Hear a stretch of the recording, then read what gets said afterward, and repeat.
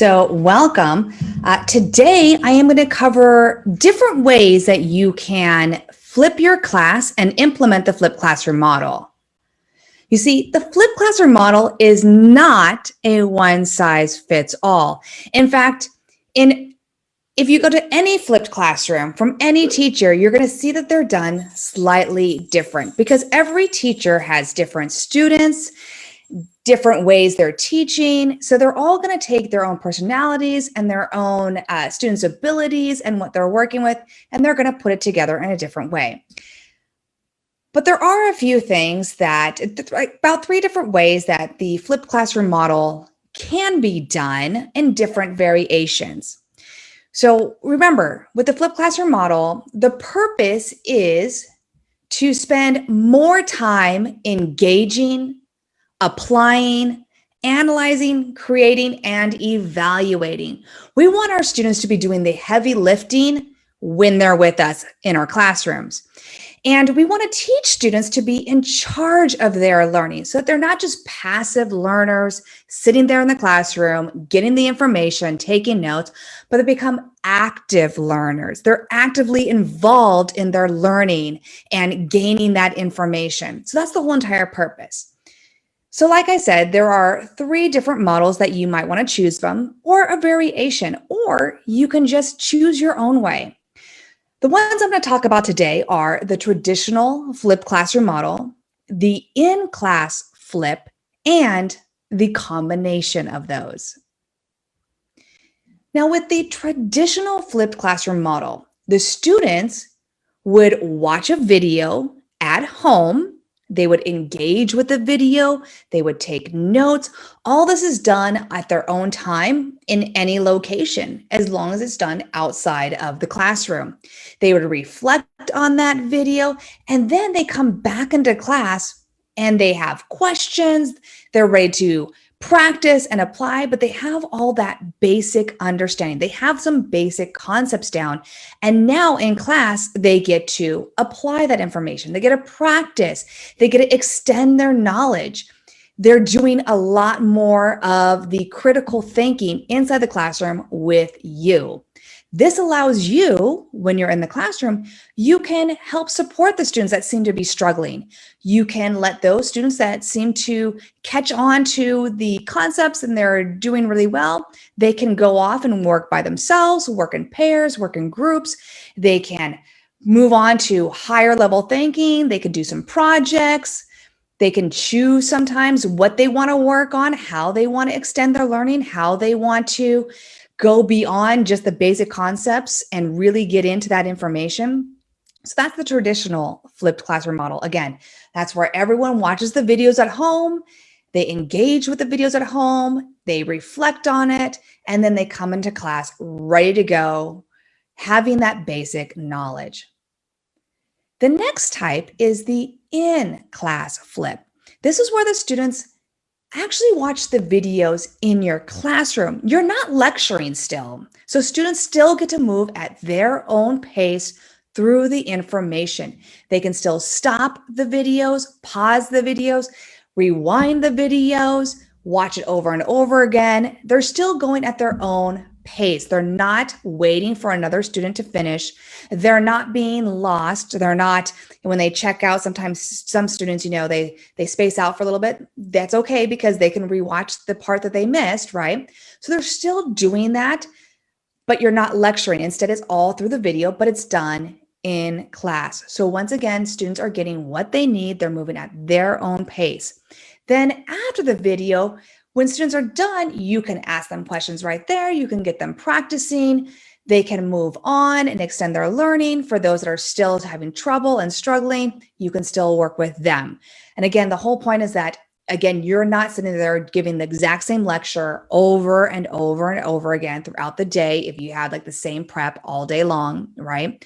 Students who are absent, it's okay because they just watch the video then to get caught up. And again, everyone's moving at their own pace. Then we have the combination flip.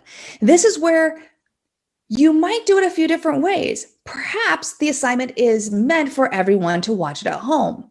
But you might have some students that find it difficult to do the assignment at home. And so those few students do it in class. You could do this as a flipped mastery where they have to move through different levels and they can't move on to the next level until they finish the first one. And the first level might be the videos where they get to choose, am I going to do this first level, the basic information, am I going to do that at home or am I going to do that in the classroom? And then they move on to the next level where they're practicing and working with that information, right? So you could do it that way. You could also have it where most of the time you're doing the flipped videos at home, but maybe you're going to be doing a lab. And so you want the students who prefer to do the lab or the online investigation, maybe you need to give them a little video of how to do it, how to take care of the materials. And you don't want to keep saying over and over again. And maybe you have another group of students who are doing a hands-on activity. So you're working with them, then you have them watch the video in class. So you can again do a combination where maybe sometimes they're watching the videos at home, sometimes they're watching it in the classroom. Maybe you level it where you have different levels and they proceed through different levels. And you can talk to them about this. Again, the whole idea is that they are taking responsibility for their learning.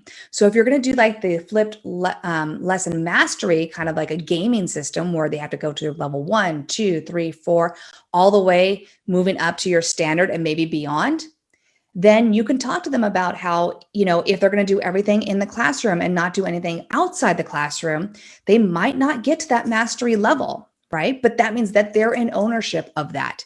Or they can choose, okay, I'm going to do these parts at home because these are basic information parts, and I'll do the harder stuff in class when I have a partner to work with, when I have a group to work with, when I have a teacher to talk to, and they might be able to get to that mastery level, right? But again, everyone is in charge of their own learning. So the question is, which model is best for you and your students? One of the great things that did happen with this whole COVID this year is that many students now have access to technology at home, and they didn't used to have that. A lot of schools had to go and purchase a whole bunch of technology for their students, Chromebooks, hotspots. So we have these resources now. So the time when, like, for example, my students in the beginning, there were many students who did not have technology at home. There was no internet at home. They didn't have smartphones. They had gaming systems, but those weren't hooked up to the internet. So I had to provide space at my school where they had to do the flipped lessons in the morning, or they could do it at lunchtime, or could do it after school. So they still weren't taking up time in my classroom, but they had to come in early or stay after school or take up their lunchtime to take care of these videos because, again, they didn't have access to technology. Well, now they do.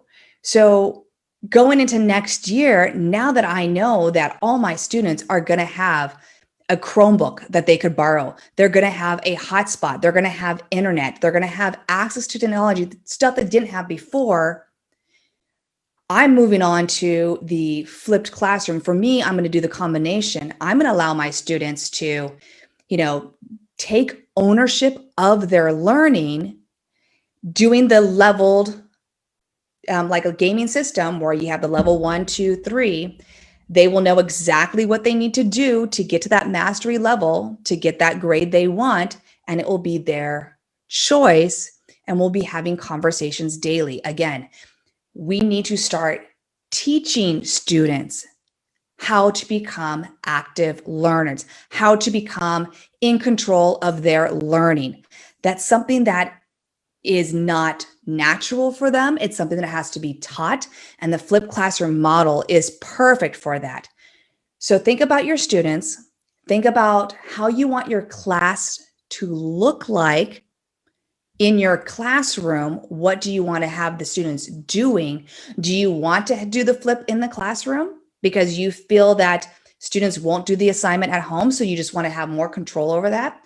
Do you want to give them to have the traditional flip where they're all watching the videos at home, and then they come in and you're practicing, you're engaging with them, you're helping them out, moving them on to the next level, or you can do a little combination. Think about which one would be best for you, and I would love to hear the type of model that you plan on choosing to use either this year or next year. Have a wonderful day. Thank you for watching another Adventures in ISTEM and Beyond video. Don't forget to subscribe and turn on notifications for more Adventures in ISTEM and Beyond videos.